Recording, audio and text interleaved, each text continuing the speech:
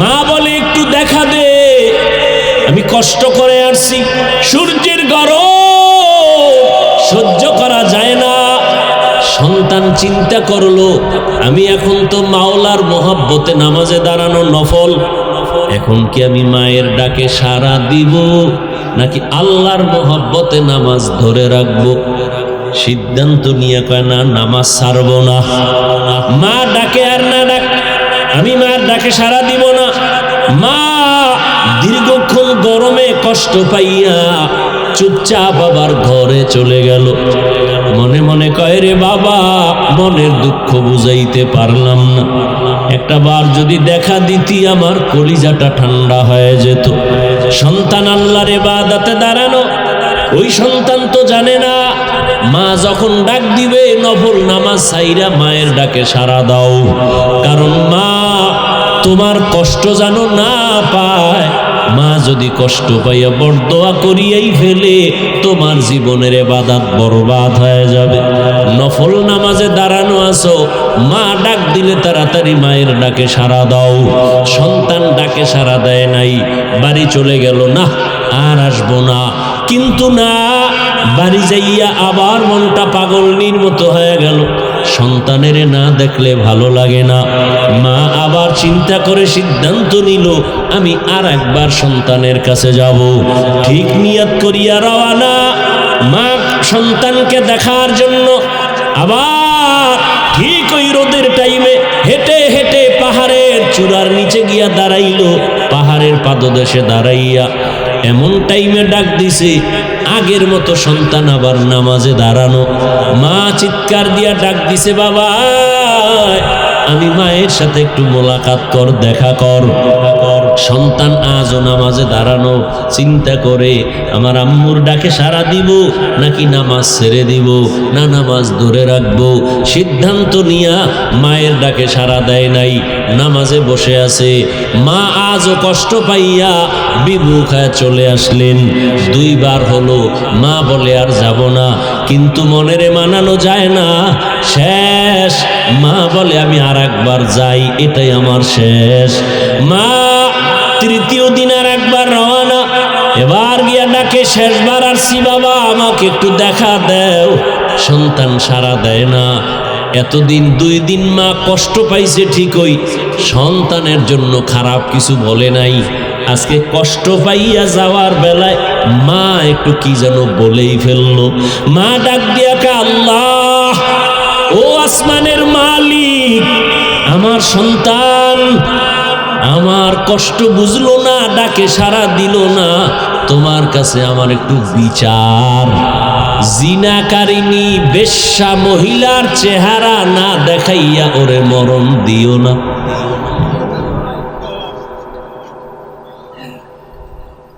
ওইটা তার কাছে অনেক বড় বড় দোয়া।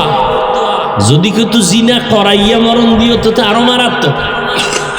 হালকা কইছে, জিনাকারিনী বেশ্যা মহিলার শুধু চেহারাটা দেখাইয়া দিও, বাস এটা ওর জন্য জীবনের বড় ক্ষতির কারণ হবে। গুনাহগার বেশ্যা জেনাকারিনী মহিলার চেহারাটা ওরে দেখাইয়া মরণ দিও, তার আগে দিও না।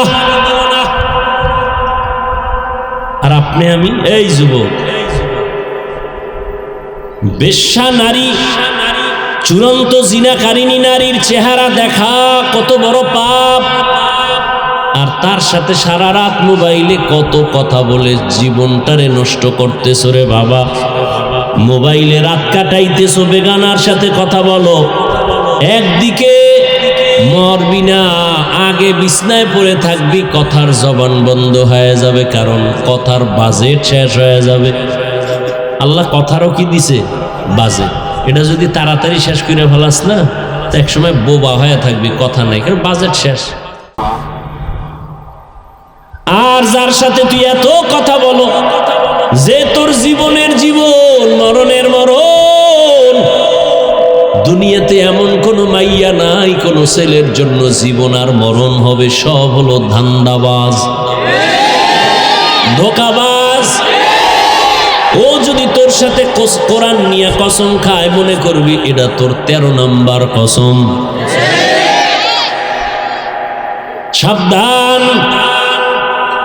এইটা তো আছে, স্থায়ী জীবনে তোর আসবে কাল, কলঙ্ক নেমে আসবে, তোর মায়ের জীবনটা নষ্ট হবে, তোর মা বাবার সম্মানের জবাই হয়ে যাবে, কারণে তুই এমন কুলাঙ্গার সন্তান যে তোর চরিত্রের কারণে মা বাবা সমাজে মুখ দেখাইতে পারে না। তুই বেঁচে থাকার থেকে মরাটাই ভালো। দ্বিতীয়ত, তোর নিজের জীবনটাও শেষ। তুই জীবনে না পাবি কোথাও মাথা উঁচু করে দাঁড়াতে, তোর লেখাপড়াও হলো না জীবনে, ওই মেয়েদের পাল্লায় পড়ে তোর চরিত্র শেষ, লেখাপড়া শেষ, জীবনও শেষ, যৌবনও শেষ হয়ে যাবে। এক সময় কান্না করবি, আপন কান্না পানির মোছা কেন লোক তোর কাছে পাবি না। মা আসবে না, বাবা আসবে না, মনে কষ্ট, অভিশাপ দিবে, তুই মরে যা। মা বরদোয়া দিছে, জেনাকারিনী মহিলার চেহারা না দেখাইয়া মারবা না। মা চলে গেল, এবার আল্লাহর কাছে ওই মায়ের বরদোয়া কবুল হয়ে গেছে। সাথে সাথে এক এলাকার ভিতরে নাম হয়ে গেছে ওই বান্দার। মানুষেরা বলা বলি করে, আমগো এলাকায় বড় এক বুজুর্গ।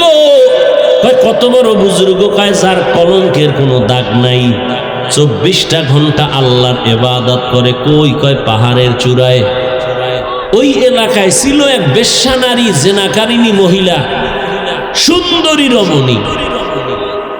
সে কয়, তোমার যেই প্রশংসা করলা, যেই আবেদ বান্দা যুবক এত ইবাদত করে, কয় আমি ওর ইবাদত ছুড়াইয়া দেব। কয় তুমি কেন? তোমার 10টা নিল, ওর জীবন যাবে, আল্লাহ ছাড়া কাউকে অ্যাকসেপ্ট করবে না। সুন্দরী মেয়ে মহিলা কয় আমি পারবো ওরে আল্লাহর থেকে দুনিয়ামুখী করে দিতে। চলে গেল মহিলা চ্যালেঞ্জ দিয়া, একা একা পাহাড়ের চূড়ায় গিয়া ওই ঝুপড়ির সামনে দাঁড়াইল।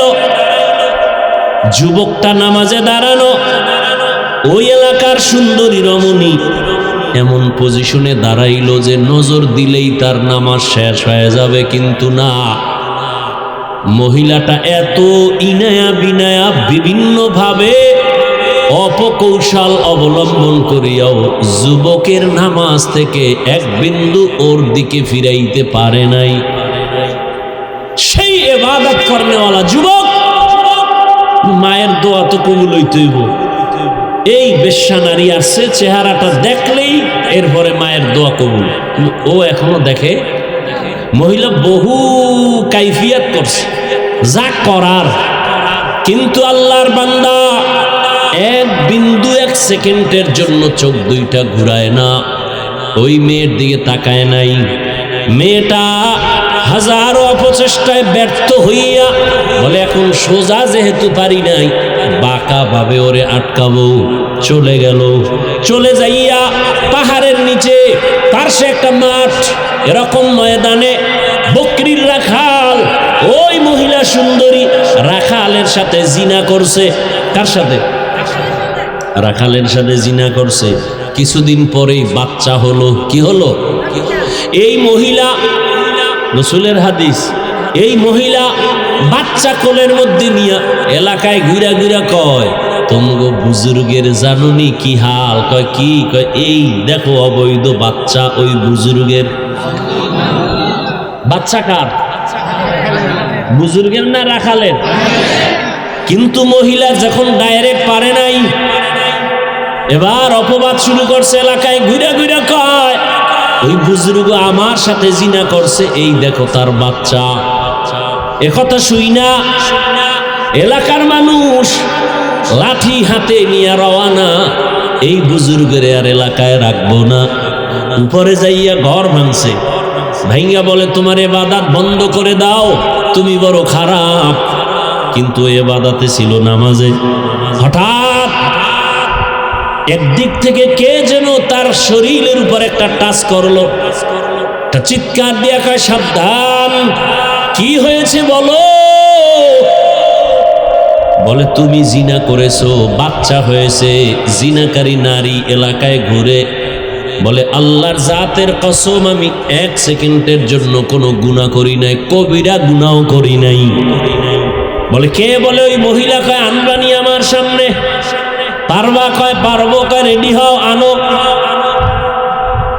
এইবার আল্লাহর বান্দা ওই মানুষ গিয়া মহিলারে রেডি করলো, পারবা বলতে আবেদের সামনে, বুজুর্গের সামনে। কয় পারবো। কয় চলো। পাহাড়ের নিচে এসে সব বসা। আর এই যুবক কাঁদতেছে, আল্লাহ না জানি মায়ের কারণে তুমি আমার উপরে বেজার হয়ে গেছো, কিন্তু তোমার কাছে আমার দাবি, জীবনের একটা শেষ দাও যদি তোমার কাছে ভালো লাগে, এর বিনিময়ে তুমি জিনার এই মিথ্যা অপবাদ থেকে আমাকে হেফাজত করো। বাস এবার নিচে নামছে। নাইমা মহিলা এত বড় বেঈমান, সবার সামনে বলে এই পুরুষ আমার সাথে জিনা করছে। এখনো আমার দিকে তাকা, তোর সাথে কে জিনা করেছে? বলে তুমি করেছো। বাচ্চাটা দিয়ে দিল। বাচ্চাটারে কোলে আনলো এই আবেদ বুজুর্গ। বাচ্চাটারে কোলে আইনা মনে মনে মালিকেরে বলছে, মালিক তুমি সত্যটা প্রকাশ করে দাও। বাচ্চাটারে কোলে আইনা সবার সামনে বলে, বাচ্চা তুই শিশু, কথা বলতে পারো না, আল্লাহর হুকুমে তুই বল তোর বাবাকে। সাথে সাথে দুধের বাচ্চা জবান খুলে গেছে, ডাক দিয়া কয় আমার বাবা হলো রাখাল।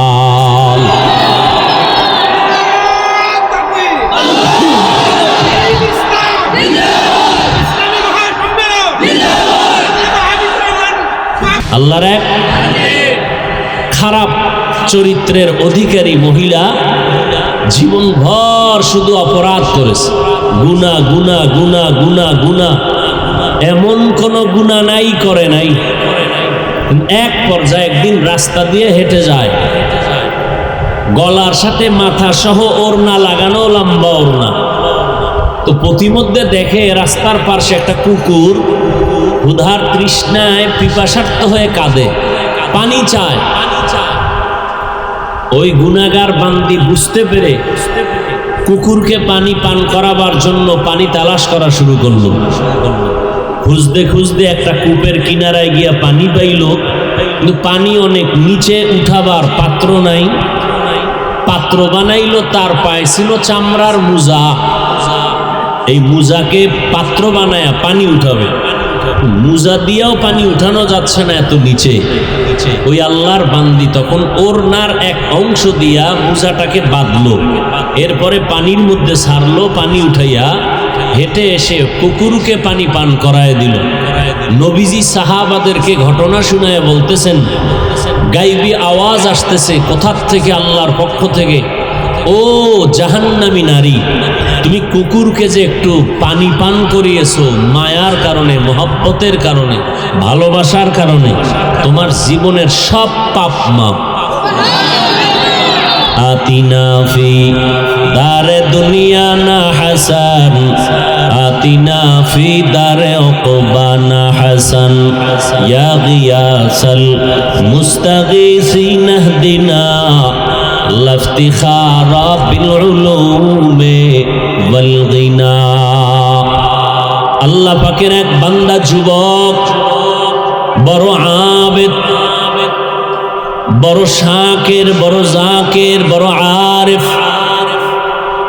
যুবকের ইবাদত, যৌবনের ইবাদত আল্লাহর কাছে বড় দামি।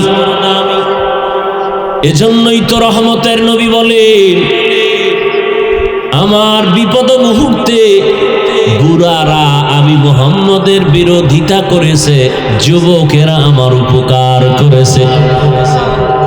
রহমতের নবী বলেন, কিয়ামতের দিন, মুসিবতের সময় আপন বলতে কেউ থাকবে না, কেউ পরিচয় দিবে না। ওই কঠিন সময় আল্লাহ পাক রব্বুল আলামিন 5টা প্রশ্নের জবাব না নিয়ে কাউকে কদম দিতে দিবেন না। এর মধ্যে 2টা প্রশ্ন হবে তোমার যৌবন নিয়া। একটা মানুষের প্রশ্ন করবে বিভিন্নভাবে, কিন্তু যৌবনের উপরে প্রশ্ন হবে 2টা। যৌবনটা তুমি কিভাবে কাটাইছো এর জন্য তুমি জবাব দাও।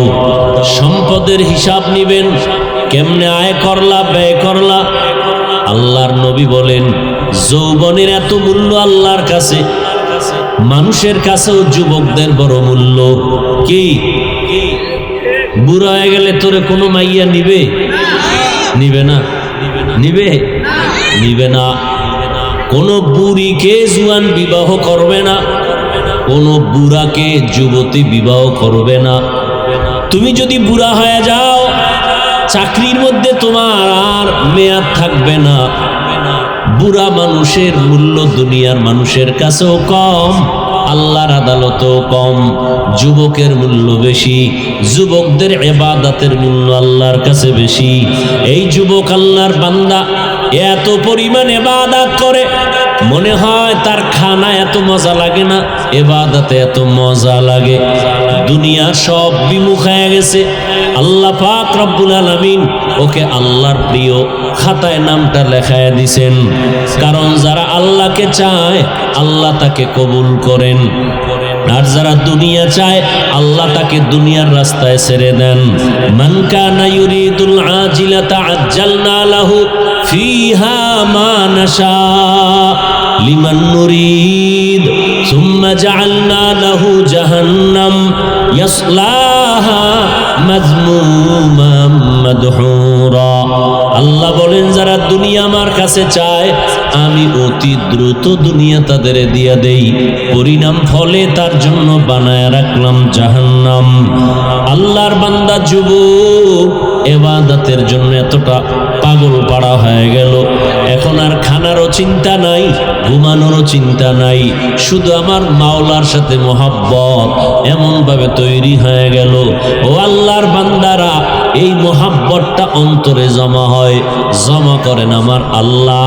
যেমন আপনারা এখানে আসছেন, টাকা দিয়াও এই মানুষগুলো এই বৃষ্টির মাঝে এখানে দাঁড় করায় রাখা যাইতো না, টাকার লোভে খানার লোভেও পারা যাইতো না।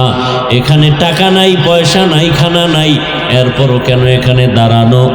একমাত্র আমার আল্লাহর মোহাব্বতের কারণ। আল্লাহর মোহাব্বত। যারা দুনিয়াদার, দুনিয়াদার এক দুনিয়াদার গেছি গিয়া পালাইয়া, ওর খবর টবর পাইতেছি না। সে বলছিল দেশে গান বাজনা কইমে গেছে, হুজুর গো মাহফিল আর এই তেলাওয়াতের উৎপাত বেড়ে গেছে। ওর এলাকায় কোনো হুজুর দিয়া ওয়াজ করতে দেয় নাই। আমি সেদিন গিয়ে করে আসলাম একেবারে মেইন সেন্টারে।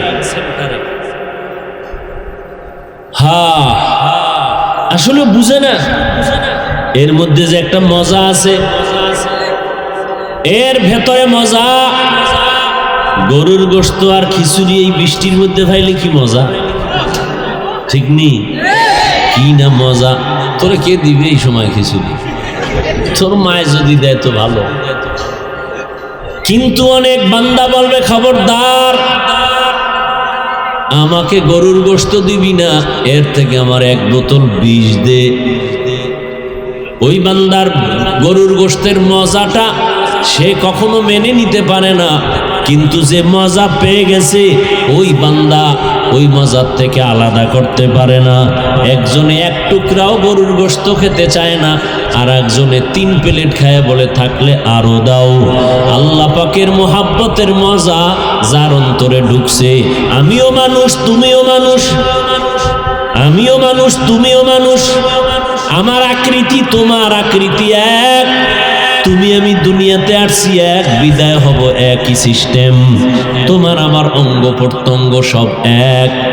ও আল্লাহর বান্দা, তুমিও এই দেশের হাওয়া বাতাসে চলো, আমি এই দেশের হাওয়া বাতাসে চলি। ভালোটাও তুমি বুঝো, খারাপটাও তুমি বুঝো। তুমিও 3 বেলা খাও, আমরাও 3 বেলা খাই। তুমিও রাতের বেলা ঘুমাও, আমরাও ঘুমাই। তুমিও বাজারে যাও, আমরাও বাজারে যাই, না যাই না? তুমিও দেশ বিদেশ ঘুরো, আমরাও ঘুরি।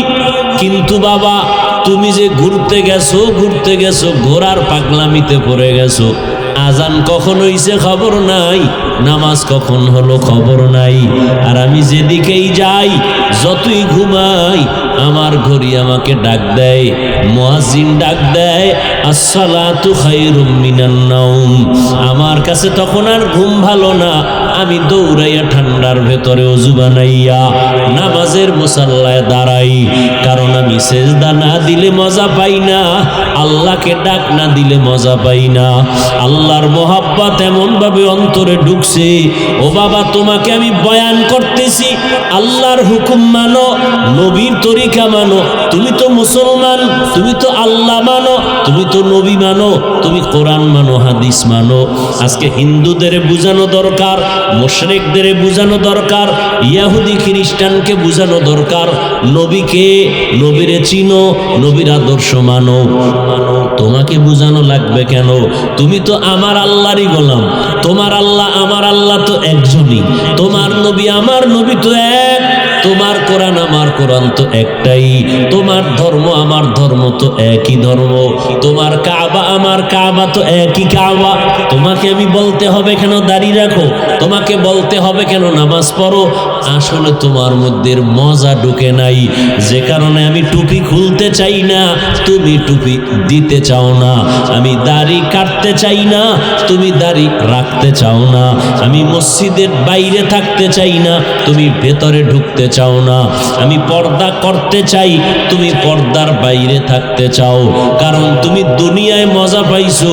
আল্লাহ পাক বলেন, সাবধান, মান কানা ইউরিদুল হায়াতাদ দুনিয়া ওয়া জিনাতাহা, যারা ইচ্ছা করে দুনিয়ার সৌন্দর্য আমার আপন হয়ে যাক, আল্লাহ তাকে দুনিয়ায় দিয়ে দেয়, তার কিন্তু পরিণামে আমল বরবাদ, এবং কিয়ামতের ময়দানে আল্লাহ তাকে গ্রেফতার করে ফেলবেন। এরে নবীর আশিক ও আল্লাহর গোলাম, মুহাব্বত আর ভালোবাসা যার অন্তরে একবার দ্বীনের মুহাব্বত, সুন্নতের মুহাব্বত একবার প্রবেশ করবে, ওই বান্দাকে আর সুন্নত থেকে আলাদা করা যাবে না, বয়ান করা লাগবে না। এরে নবীর আশিক, এত বয়ানের পরেও কেন তুমি ইবাদত করতে চাও না? আসলে তোমার ইবাদতে মজা লাগে নাই। আমি নামাজ পড়তে মজা পাই, তুমি নামাজ না পড়লে বড় মজা লাগে। আমি দাড়ি রাখলে মজা পাই, তুমি দাড়ি না রাখলে বড় মজা পাও। কারণটা কি? মানুষ হইছো, মুসলমানের ব্যানার লাগাইছো, আখিরি নবীর উম্মতের ব্যানার লাগাইছো, কিন্তু নবীকে চিনো নাই, আল্লাহকে এখনো পর্যন্ত চিনো নাই। যে চিনছে সে আল্লাহকে ধরে ফেলেছে, যে নবীকে চিনছে সুন্নতের মালা তার গলায় লাগায় দিছে, লাগানোর পরে এমন মজবুত হয়ে গেছে, মরতে রাজি, মদিনার সুন্নত ছাড়তে রাজি না। ওই যুবক আল্লাহর বান্দা ইবাদতে এত মজা পাইছে, এখন এই এলাকায় থাইকা মসজিদে গেলে ভাল লাগে না, বাইর হইলে আবার দুনিয়া, বাইর হইলে বেগানা, বের হইলে আবার গানের আওয়াজ। মনে মনে ভাবে, এমন একটা জায়গা যদি পাইতাম যেখানে গান বাজনার আওয়াজ নাই, বেপর্দা বেগানার আড্ডা নাই, নির্বিঘ্নে শুধু আল্লাহকে ডাকবো। চিন্তা করে করে একটা জায়গা বাইর করছে, বাড়ির অদূরে একটা পাহাড়, ওই পাহাড়ের চূড়ায় গিয়ে আমি আল্লাহরে ডাকবো। ওখানে কোনো বেগানা যাবে না, খেয়াল করো, ওখানে কোনো গানের আওয়াজ যাবে না। ওই পাহাড়ের উঁচা, পাহাড়ের চূড়ায়, ওখানে কোনো বেগানা যাবে না, নাচ গান যাবে না, গানের আওয়াজ যাবে না। যুবক আল্লাহর বান্দা চিন্তা করে সিদ্ধান্ত নিয়ে পাহাড়ের চূড়ায় গেল। মাকে বলল, মা, আমি আল্লাহর ডাকে সাড়া দিয়ে চলে গেলাম, তোমার সাথে মোলাকাত হবে কিনা জানি না, আমি আল্লাহর ইবাদতে রওয়ানা। যুবক ওখানে চলে গেল, পাহাড়ের চূড়ায় ছোট্ট ডালপালা কেটে একটা সুন্দর একটা ভাঙ্গা ছোট ঘর উঠাইয়া ঝুপড়ি, ওখানে থাকে, আল্লাহর ইবাদত, খানার চিন্তা নাই, ঘুমের চিন্তা নাই, শুধু আল্লাহর ইবাদত। আল্লাহর মোহব্বতে নামাজ পড়ে, সেজদা করে, জিকির করে, তসবিহ পড়ে। কিন্তু মা এদিকে ঘরে একা। ছেলেটা কোথায় গেল, কোন পাহাড়ে খবর নাই। কিন্তু মায়ের মনে মানায় না। কিছুদিন পরে মা পাগলনির মতো হলো, ছেলেটার চেহারাও তো দেখতে পারি না। ছেলে আসেও না, ওই এমন মজা পাইছে এখন আর আমার কথা বোধহয় ওর মনেই নাই। ওর অন্তরে ঢুকছে মা বাবার থেকে আমার আল্লাহ বড়, আমার নবী বড়। আমার আল্লাহর মোহাব্বত এমন ভাবে ঢুকছে, মায়ের খবর নাই। মা সহ্য করতে না পেরে একদিন দুদিন তিন দিন ভাবার পর সিদ্ধান্ত নিল, মা বুড়া বয়স অনেক হয়ে গেছে। চিন্তা ভাবনা করিয়া আমি যাব, ছেলে আসবে না, আমি একটা নজর দেখার জন্য যাব। মা সূর্য যখন একটু উপরে উঠে গেল, প্রচন্ড রোদের তাপ, ঠিক এই সময় মা বের হলো সন্তানকে দেখার জন্য। বুড়ি মহিলা একা একা হেঁটে হেঁটে পাহাড়ের নিচে গেল, উঠতে পারে না, শক্তি নাই। সন্তান ওখানে ইবাদতে নামাজে দাঁড়ানো, সন্তান মা পাহাড়ের নিচে, সূর্যের গরম। নবীজি হাদিসে বলেন মহিলা কেমনে সন্তানের ডাকছে, সাহাবাদের নবী ইশারা দিয়া বুঝায় সূর্যের আলো, উপরে তাকাইলে সূর্যের আলো চোখে লাগে। মা হাতটাকে এভাবে রাইখা এরপরে সন্তানের ডাক দিছে, এই সন্তান, আমি তোর মা, পাহাড়ের নিচে আসছি, একটু আয়, তোকে আমাকে একটু দেখতে মনে চায়। সন্তান আওয়াজ শুনছে, কিন্তু এমন টাইমে মা ডাকছে যেই টাইমে সন্তান নামাজে দাঁড়ানো। কিতে দাঁড়ানো? সন্তান মা একবার ডাক দিছে, আওয়াজ নাই, আবার ডাক দিছে, আওয়াজ নাই, আবার ডাক দিছে, আওয়াজ নাই। মা বলে একটু দেখা দে, আমি কষ্ট করে আসছি, সূর্যের গরম সহ্য করা যায় না। সন্তান চিন্তা করলো, আমি এখন তো মাওলার মোহাব্বতে নামাজে দাঁড়ানো নফল, এখন কি আমি মায়ের ডাকে সাড়া দিব নাকি আল্লাহর মোহাব্বতে নামাজ ধরে রাখবো? সিদ্ধান্ত নিয়ে কয় না, নামাজ ছাড়বো না। মা ডাকে আর না ডাক, আমি মার ডাকে সাড়া দিব না। মা দীর্ঘক্ষণ গরমে কষ্ট পাইয়া চুপচাপ আবার ঘরে চলে গেল। মনে মনে কয়, রে বাবা, মনের দুঃখ বুঝাইতে পারলাম না, একটা বার যদি দেখা দিতি আমার কলিজাটা ঠান্ডা হয়ে যেত। সন্তান আল্লাহর ইবাদতে দাঁড়ানো, ওই সন্তান তো জানে না মা যখন ডাক দিবে নফল নামাজ ছাইরা মায়ের ডাকে সাড়া দাও, কারণ মা তোমার কষ্ট জানো না পায়। মা যদি কষ্ট পাইয়া বরদোয়া করিয়াই ফেলে, তোমার জীবনের ইবাদত বরবাদ হয়ে যাবে। নফল নামাজে দাঁড়ানো আছো, মা ডাক দিলে তাড়াতাড়ি মায়ের ডাকে সাড়া দাও। সন্তান ডাকে সাড়া দেয় নাই, বাড়ি চলে গেল, না আর আসবো না। কিন্তু না, বাড়ি যাইয়া আবার মনটা পাগলনির মতো হয়ে গেল। সন্তানের না দেখলে ভালো লাগে না। মা আবার চিন্তা করে সিদ্ধান্ত নিল, আমি আর একবার সন্তানের কাছে যাব। ঠিক নিয়ত করিয়া রওয়ানা, মা সন্তানকে দেখার জন্য আবার ঠিক ওই রোদের টাইমে হেঁটে হেঁটে পাহাড়ের চূড়ার নিচে গিয়া দাঁড়াইল। পাহাড়ের পাদদেশে দাঁড়াইয়া এমন টাইমে ডাক দিছে, আগের মতো সন্তান আবার নামাজে দাঁড়ানো। মা চিৎকার দিয়া ডাক দিছে, বাবা, আমি মায়ের সাথে একটু মোলাকাত কর, দেখা কর। সন্তান আজও নামাজে দাঁড়ানো, চিন্তা করে আমার আম্মুর ডাকে সাড়া দিব নাকি নামাজ ছেড়ে দিব, না নামাজ ধরে রাখবো। সিদ্ধান্ত নিয়া মায়ের ডাকে সাড়া দেয় নাই, নামাজে বসে আছে। মা আজও কষ্ট পাইয়া বিমুখ হয়ে চলে আসলেন। দুইবার হলো, মা বলে আর যাব না, কিন্তু মনেরে মানানো যায় না। শেষ মা বলে আমি আর একবার যাই, এটাই আমার শেষ। মা তৃতীয় দিন আর একবার রওনা, এবার গিয়া ডাকে, শেষবার আসছি বাবা, আমাকে একটু দেখা দেও। সন্তান সাড়া দেয় না। এতদিন 2 দিন মা কষ্ট পাইছে ঠিকই, সন্তানের জন্য খারাপ কিছু বলে নাই। আজকে কষ্ট পাইয়া যাওয়ার বেলায় মা একটু কি যেন বলেই ফেললো। মা ডাক দিয়া কে, আল্লাহ, ও আসমানের মালিক, আমার সন্তান আমার কষ্ট বুঝলো না, ডাকে সাড়া দিল না, তোমার কাছে আমার একটু বিচার। জিনাকারিনী বেশ্যা মহিলার চেহারা না দেখাইয়া ওরে মরণ দিও না।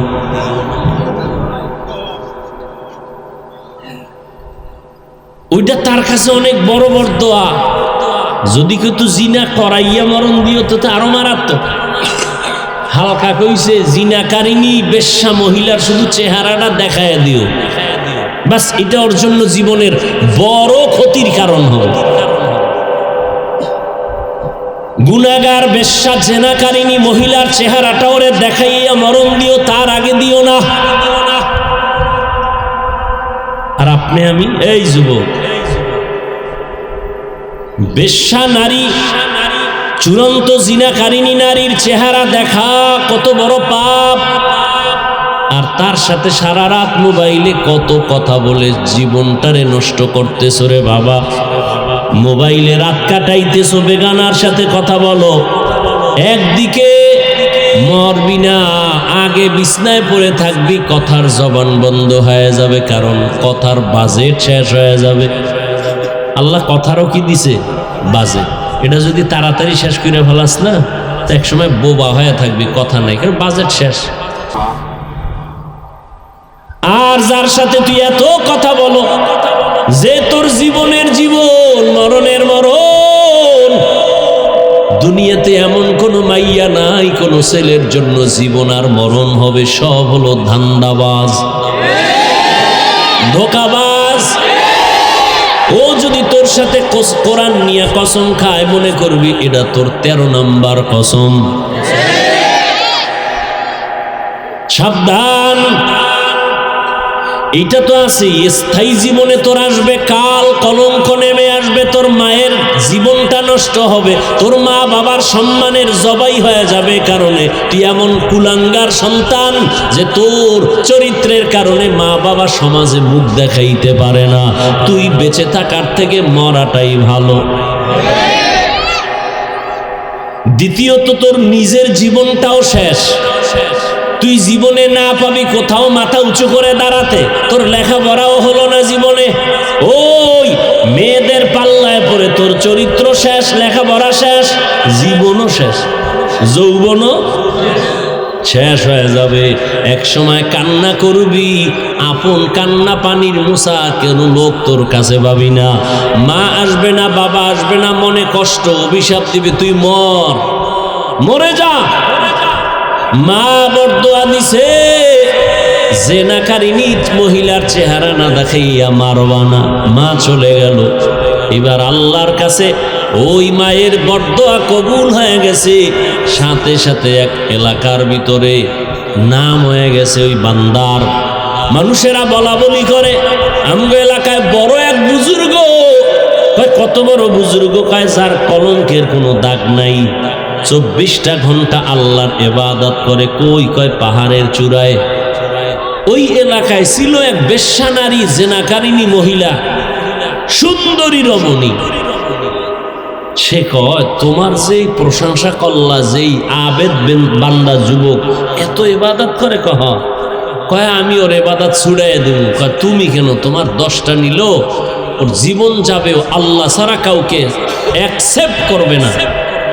সুন্দরী মেয়ে মহিলা কয় আমি পারবো ওরে আল্লাহর থেকে দুনিয়ামুখী করে দিতে। চলে গেল মহিলা চ্যালেঞ্জ দিয়া,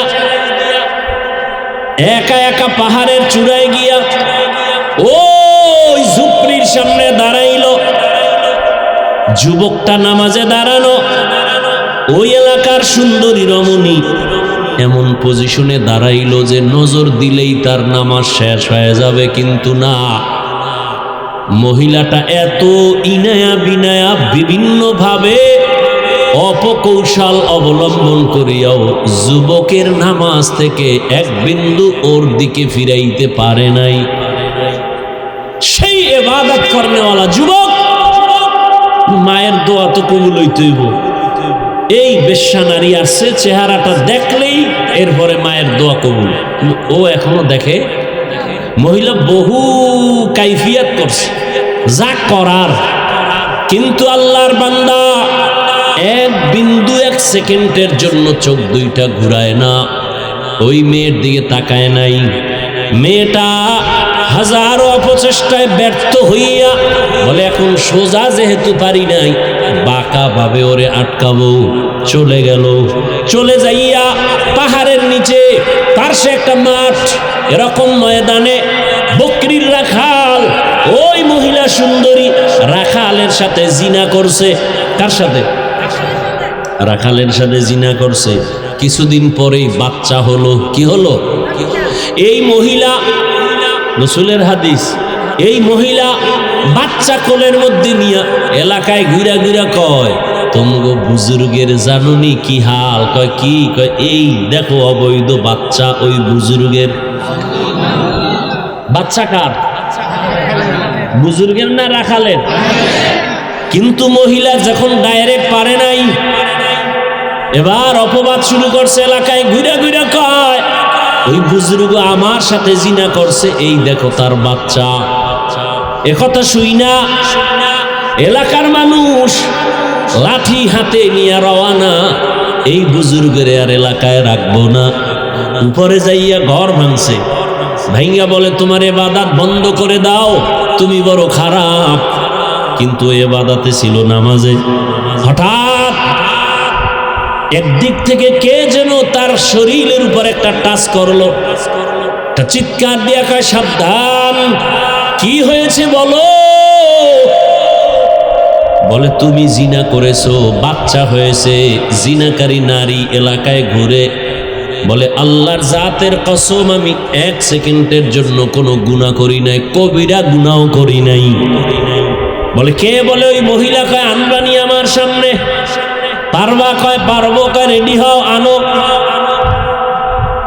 এইবার আল্লাহর বান্দা ওই মানুষ গিয়া মহিলারে রেডি করলো। পারবা বলতে আবেদের সামনে, বুজুর্গের সামনে। কয়, পারবো। কয়, চলো। পাহাড়ের নিচে এসে সব বসা। আর এই যুবক কাঁদতেছে, আল্লাহ, না জানি মায়ের কারণে তুমি আমার উপরে বেজার হয়ে গেছো, কিন্তু তোমার কাছে আমার দাবি, জীবনের একটা সেজদাও যদি তোমার কাছে ভালো লাগে, এর বিনিময়ে তুমি জিনার এই মিথ্যা অপবাদ থেকে আমাকে হেফাজত করো। বাস এবার নিচে নামছে। নাইমা মহিলা এত বড় বেঈমান, সবার সামনে বলে, এই পুরুষ আমার সাথে জিনা করছে। এখনো আমার দিকে তাকা, তোর সাথে কে জিনা করেছে? বলে, তুমি করেছ। বাচ্চাটা দিয়ে দিল। বাচ্চাটারে কোলে আনলো এই আবেদ বুজুর্গ। বাচ্চাটারে কোলে আইনা মনে মনে মালিকের বলছে, মালিক, তুমি সত্যটা প্রকাশ করে দাও। বাচ্চাটারে কোলে আইনা সবার সামনে বলে, বাচ্চা, তুই শিশু, কথা বলতে পারো না, আল্লাহর হুকুমে তুই বল তোর বাবাকে। সাথে সাথে দুধের বাচ্চা জবান খুলে গেছে, ডাক দিয়া কয়, আমার বাবা হলো রাখাল।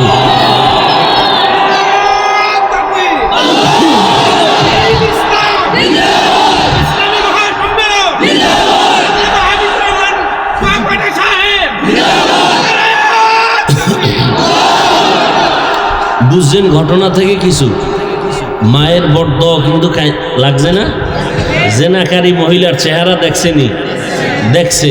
ওদিক দিয়ে আল্লাহ ওরে জিনার অপবাদ থেকে কি করছেন? হেফাজত করছেন। যুবকদের ইবাদত,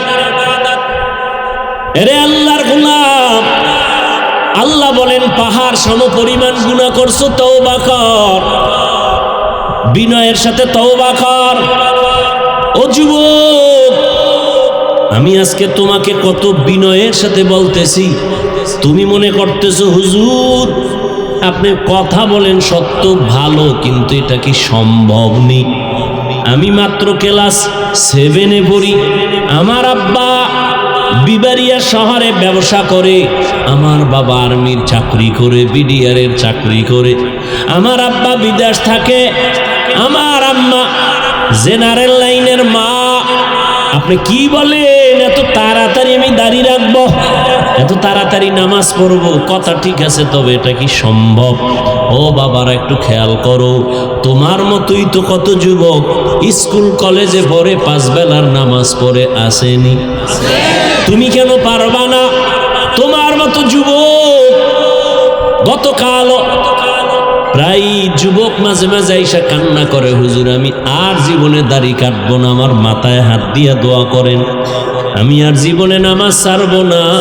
একটা যুবক পাগলের মতো কান্না করে আসলো, হুজুর আমাকে একটু মাথা ধরে দোয়া করে দেন, আমার মতো খারাপ মানুষ এই জমিনে আর একটাও নাই, আমি তওবা করতে চাই, আর জীবনে কোনো গুনাহ করব না। ও যুবক বাবা, মানুষের মনে কিছু শখ থাকে, আশা থাকে, আমি সিনেমায় যাব, আমি পার্কে যাব, আমি আড্ডা দিব, এই যে কিছু কিছু শখ, এগুলো তো টুকটাক করছো, করো নাই? পার্কে গেছো, এবার ফিরে যা, আশা তো পূরণ হইছে, আর কত? মইরা গেলে আর কেমনে যাবি? ছাত্র জনতার আন্দোলনে কত যুবকের প্রাণ চলে গেল, তুইও তো যাইতে পারতি। ঘুমের ঘরে কত মানুষ মরে যায়, তুমিও তো মরে যেতে পারো। সিনেমা হলে যাওয়ার আশা, গেছো তো, এখন ফিরে যাও, তওবা করো। বন্ধু বান্ধব নিয়ে আড্ডা দিছো, এখন ফিরে যাও। মা বাবার সেবা কর, জীবনটারে কাজে লাগা, ফুলের মতো জীবনটারে নষ্ট করিস না, ফুলের জীবনটাকে নষ্ট করিস না। তোর লেখাপড়ার টাইম ব্যয় কর, ঠিক মতো লেখাপড়া কর, মা বাবার খেদমত করে দোয়া নে, শিক্ষকের সাথে ভালো আচরণ করে দোয়া নাও, আজান হয়েছে নামাজে দাঁড়াও, জিব্বা দিয়া কাউকে গালি দিবা না, আঙ্গুল দিয়া কারো বিরুদ্ধে লেখবা না, জবান দিয়া কারো বিরুদ্ধে কিছু বলবা না। আলেম ওলামা পাইলে দোয়া নাও, নবীর তরিকা মেনে চলো। মনেরে নিজেরে বুঝাও, রে মন আমার মতোই তো যুবক, স্কুল কলেজে পড়িয়া যদি নামাজ পড়ে আমি কেন পারি না? আমার মতো যুবক যদি চাকরি করে, ব্যবসা করে, রাস্তায় গাড়ি চালায়, নামাজ পড়ে, আমি কেন পারি না? আল্লাহ তুমি আমারে কবুল করো নাও, আমি আজকে থেকে আর দাড়ি কাটবো না, নামাজ ছাড়বো না, বেপরদায় চলবো না, আর মা বাবারে কষ্ট দিব না, নবীর তরিকার বাহিরে চলবো না, উলামায়ে কেরামের পরামর্শ নিয়ে চলবো। সবার কপালে তওবা নসিব হবে না, সবাই তওবার দরজায় ফিরে আসবে না। আবু জাহাল নবীজির 13 বছর দেখলো, বয়ান শুনলো, কালেমা নসিব হলো না। আর ওমরের মতো বান্দা 27 বছর বয়সে তরবারি নিয়ে যায়, মদিনার নবীর কল্লা ফালাবে মক্কা নগরীতে। ওমরের কত শক্তি, 27 বছরের যুবক যাইয়া হঠাৎ মাথা নরম হয়ে গেছে, দিল নরম হয়ে গেছে, নবীরে গিয়া কয়, নবী আমারে মাফ করে দেন, আর ছিলাম আপনার মাথা কাটতে, আপনি আমার কল্লা ফালান, তবে আগে আমারে জান্নাতি বানায় দেন, কালেমা পড়ায় দেন। সেই 27 বছরের যুবক ওমর আল্লাহর নবীর হাতে কালেমা পড়িয়া তো দামি হয়ে গেল। এখন ওমর যেই পথে হাঁটে, ওই পথে কোনো শয়তানও হাঁটে না। এ যুবক, মোবাইল তো চালাবি, জিব্রাইলও যদি আসে, চালাস না, কালকে ঠাডা ভরবে তোর মাথায়, এরপরও তুই ফিরবি না, যে ঠাডা পড়ুক মোবাইল অবস্থায়। যেহেতু ফিরবি না, যেহেতু ফিরবি না, দেখবি তাহলে আমার কিছু দাবি। 1 নাম্বার, মোবাইলে মাঝে মাঝে কোরআন তেলাওয়াত শুনিস। তুই সারা রাত আকাম করার পর যখন তুই ঘুমাবি, মক্কা মদিনার ইমামের তেলাওয়াত চালু কইরা তুই ঘুমা, শুনতে শুনতে ঘুমায় পর। মাঝে মাঝে গুগলের মধ্যে বড় বড় মনীষীদের ইতিহাস, সালাউদ্দিন আইয়ুবীর জীবনী পড়, বলার আমার সময় নাই। কেমন যুবক সালাউদ্দিন আইয়ুবী, গুগলে সার্চ দিয়া কালকে পর। কেমন যুবক খাজা মাইনুদ্দিন চিশতি, ইতিহাস পর। যুবকদের জীবনকে পরিবর্তন করে দিবে এই ঘটনা। এরে আল্লাহর বান্দা, কয়দিন আর হায়াতের বাহাদুরি, কয়দিন আর সৌন্দর্যের বাহাদুরি, কয়দিন আর যৌবনের বাহাদুরি। ওরে আমিও যদি তোর মতো প্যান্ট শার্টটাই লাগাইয়া রাস্তাঘাটে মাস্তানি করতাম, কেউ আমারে বাধা দিত না। আমি গান গাইতাম কণ্ঠ বাজায় একতারা হারমোনিয়াম নিয়া, কেউ বাধা দিত না। ও আল্লাহর বান্দা, এই পথটা বড় কঠিন। টুপির কারণে, দাড়ির কারণে কত মানুষ গালি দেয়, কত বাজে কথা কয়। সরকার থেকে শুরু করে, মুসলমান থেকে শুরু করে সব বিধর্মীরা আমাদেরকে চায় আমরা তাড়াতাড়ি মরে যাই, বয়ান বন্ধ হয়ে যাক, মাদ্রাসা বন্ধ হয়ে যাক। কিন্তু আল্লাহর শুকর, দুশ্মন নিপাত হয়ে যায়, আল্লাহর কোরআন ওয়ালাদের কোনো ক্ষতি করতে পারে না। অতএব তৈরি হয়ে যাও, আজকে থেকে আল্লাহকে বলো, আল্লাহ বৃষ্টির পানি দিয়া যেমন জমিনের ময়লা সাফ হয়ে গেল, আমি তোমার রহমতের বৃষ্টি দিয়া আমার গুনাহ থেকে আমি সাফ হতে চাই। আজকে থেকে নামাজ ছাড়ব না, বেপরদায় চলব না, মা বাবার সাথে বেয়াদবি করবা না, মোবাইলে সময় নষ্ট করবা না, জিহ্বা দিয়া গালি দিবা না, মিথ্যা বলবা না, কারণ আমি গীবত করবা না, শিক্ষকদের সাথে কখনো বেয়াদবিমূলক আচরণ করবা না, ওলামায়ে কেরামের পরামর্শ নিয়া, মা বাবার দোয়া নিয়া, নবীজির তরিকা মেনে 5 বেলার নামাজ পড়ে চলবা। কারা কারা? দুটো হাত আল্লাহকে দেখাও। আয় আল্লাহ, প্রচন্ড বৃষ্টি, কাদা পানির মধ্যে আপনার গোলামরা দাঁড়ায় আছে, তওবা করতেছে, আর আপনাকে ভুলবে না, নবীর তরিকা ছাড়বে না। মেহেরবানি করে আমাদেরকে আপনি কবুল করে নেন, আমিন। আলহামদুলিল্লাহি রাব্বিল আলামিন, ওয়াসসালাতু ওয়াসসালামু আলা সাইয়্যিদিল আমবিয়া ওয়াল মুরসালিন ওয়া আলা আলিহি ওয়া আসহাবিহি আজমাইন। ربنا ظلمنا أنفسنا وإن لم تغفر لنا وترحمنا لنكونن من الخاسرين يا أرحم الراحمين يا أرحم الراحمين يا أرحم الراحمين رب ارحمهما كما ربياني صغيرا। ও দয়ার মালিক, সারাটা দিন রৌদ্র আর শুকনা, কত মানুষের ভরা আনন্দ ছিল, হঠাৎ করে আপনি বৃষ্টি দিয়েছেন, ময়দানে পানি জমা হয়েছে। ও আল্লাহ, জানি না কোন পরীক্ষা আপনি করেছেন, এই পরীক্ষায় আপনার বান্দারা আপনাকে ভুলিয়া বাসায় যায় নাই। আয় আল্লাহ, ভিজিয়া ভিজিয়া আপনার দিনের কথাগুলো শুনছে। আয় আল্লাহ, সবার গায়ে বৃষ্টির পানি, পায়ে কাদা, জামা কাপড়ে ময়লা। ও আল্লাহ, এরা টাকার জন্য এখানে আসে নাই, খানার জন্য আসে নাই।